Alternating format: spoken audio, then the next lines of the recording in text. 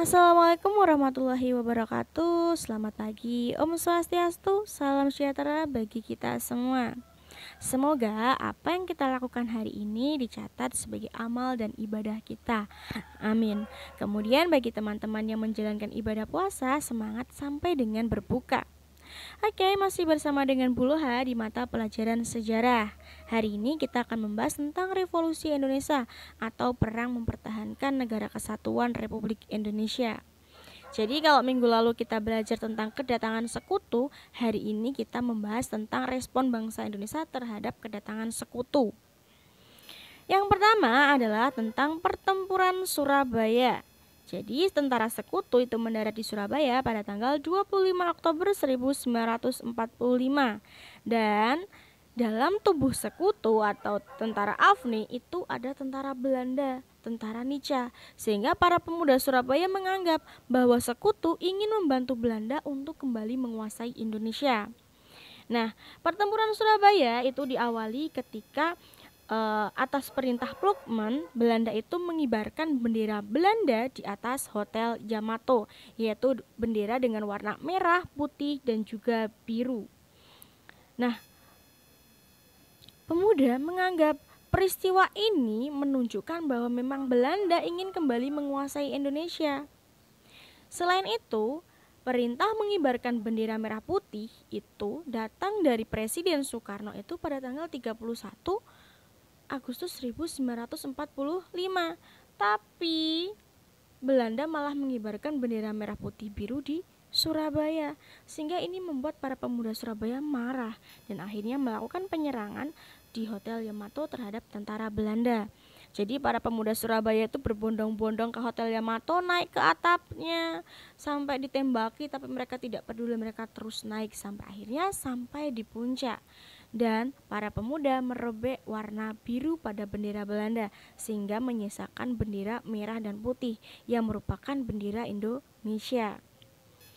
Peperangan pun terus terjadi sampai akhirnya pasukan sekutu di bawah Jenderal Hawthorne meminta kepada Presiden Soekarno untuk menenangkan pemuda Surabaya.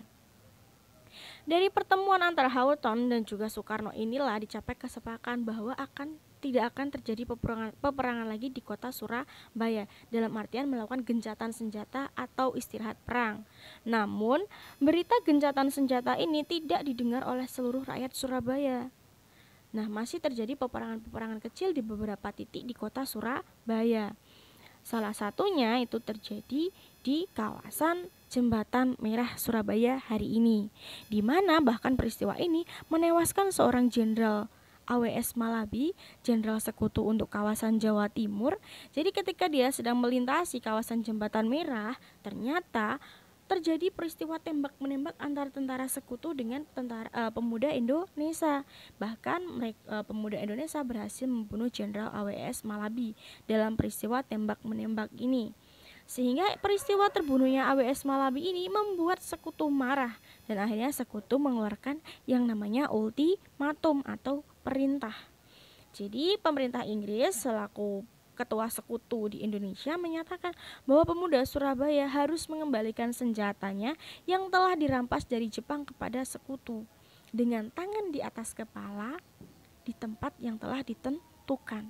Otomatis pemuda Surabaya menganggap kita baru saja merdeka, nasionalismenya masih menggebu-gebu, patriotismenya masih luar biasa, tapi disuruh angkat tangan.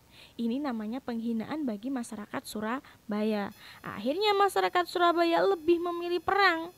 Terlebih lagi saat itu semangat datang dari tokoh Bung Tomo, di mana Bung Tomo menyerukan semangat nasionalisme lewat radio bahwa kita harus melawan segala bentuk penjajahan. Akhirnya terjadilah perang yang dikenal dengan peristiwa 10 November. Bahkan perang Surabaya itu tidak hanya melibatkan masyarakat Surabaya, tapi masyarakat di sekitar Surabaya seperti Pasuruan, Banyuwangi, Situbondo, Malang, Sidoarjo, Jombang, bahkan ulama besar seperti Kiai Haji Hasyim Asy'ari dan Wahab Abdullah itu memobilisasi atau mengerahkan santrinya pergi ke Surabaya berbondong-bondong untuk ikut berjuang. Nah, akhirnya untuk mengenang peristiwa 10 November ini dibangunlah Tugu Pahlawan untuk memperingatinya.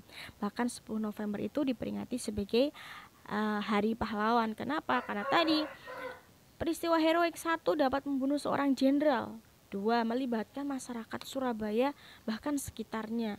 Tiga, bahkan melibatkan para ulama besar, sehingga peristiwa ini dikenang sebagai Hari Pahlawan dan didirikan tugu peringatan yaitu Tugu Pahlawan di kota Surabaya. Kemudian yang kedua akan kita pelajari adalah Pertempuran Bandung. Sekutu mendarat di kota Bandung itu pada tanggal 12 Oktober 1945.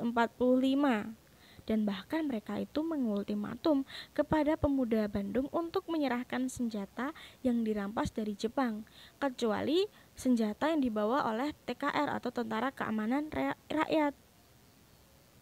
Kemudian Sekutu juga melepaskan para tahanan atau tentara Belanda yang ditahan di Indonesia pada masa pendudukan Jepang. Nah, tapi ternyata tentara Belanda yang dibebaskan tadi tidak hanya dibebaskan, mereka bahkan dipersenjatai dan bergabung ke dalam pasukan tentara Sekutu. Bahkan para tahanan tentara Belanda yang dibebaskan ini membuat huru-hara atau kerusuhan di mana-mana, sehingga dianggap membahayakan keamanan kota Bandung. Bagaimana respon rakyat Bandung? Tentu melakukan penyerangan. Pemuda Bandung menyerang markas tentara Sekutu yang ada di Hotel Homen dan juga Hotel Prianger. Perang tidak dapat dihindarkan sampai pada akhirnya ultimatum dari Sekutu datang kepada pemuda Bandung. Ultimatum ini disampaikan oleh Jenderal McDonald kepada Gubernur Bandung bahwa masyarakat atau pemuda Bandung itu harus meninggalkan kota Bandung. Namun apakah perintah ini didengar? Perintah ini disambut atau ditanggapi dengan rapat yang dilakukan oleh TRI atau Tentara Republik Indonesia di bawah perintah Abdul Haris Nasution. Mereka mengadakan rapat apa yang harus dilakukan agar Bandung tidak dikuasai oleh tentara Sekutu. Akhirnya di sini dicapai kesepakatan bumi hangus, di mana para pemuda Bandung sepakat untuk membumi hanguskan kota Bandung. Dengan catatan, satu, masyarakat Bandung itu harus dimobilisasi atau dikeluarkan dari kota Bandung. Jadi malam hari itu juga setelah rapat, kota Bandung itu dikosongkan, rakyatnya diungsikan. Kemudian yang kedua adalah membumi hanguskan kota Bandung. Saat itu Muhammad Toha dan Ramdan rela mengorbankan nyawanya menjadi bom bunuh diri dengan membakar bubuk mesiu gudang mesiu milik tentara Sekutu. Akhirnya Bandung terbakar begitu hebatnya di peristiwa Bandung Lautan Api. Dan untuk mengenang peristiwa tersebut itu dibangun monumen Bandung Lautan Api. Bahkan peristiwa ini juga